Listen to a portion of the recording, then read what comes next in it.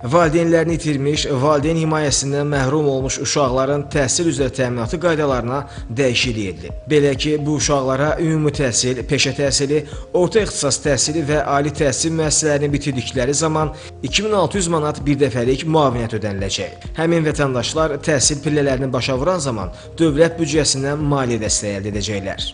Nəzərə alsaq ki, əvvəlki qaydalarda müavinətin məbləği orta aylıq əmək haqqının 2 misli idi. Artıq yeni qaydalara əsasən bu 2600 manat olacaq. Yəni bu demək ki, konkret rəqəm müəyyənləşir və konkret rəqəm müəyyənləşməsi də nəticə etibarilə ilə daha çox müavinətin həmin şəxslərə ödənilməsinə imkan yaradacaq. Nəzərə alsaq ki, müavinətin ödənilməsi uzun müddət tələb etmir, bir neçə gün ərzində vətəndaşın müraciətinə baxılır və həmin müraciətlə bağlı qərar verilir.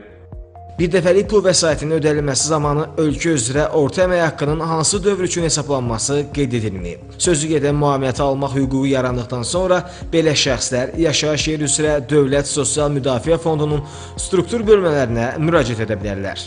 Həmin şəxslər Dövlət Sosial Müdafiə Fondunun yerli təşkilatlarına, qurumlarına və yaxud da dost mərkəzlərinə müraciət edirlər, müvafiq sənədləri təqdim edirlər, yəni həmi valideynlərini itirmələri barədə və yaxud mərhum olmaları barədə sənədləri, eyni zamanda təhsil müəssisəsini bitirməyi barədə müvafiq təsdiq edici sənədləri təqdim edir və onların kart hesabına 2600 manat ödəniləcək.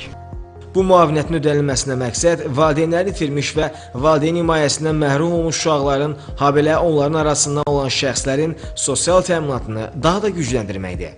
Nilüfər Səlim, Vahid Zalov, Səbuy Sadiq, Telesər.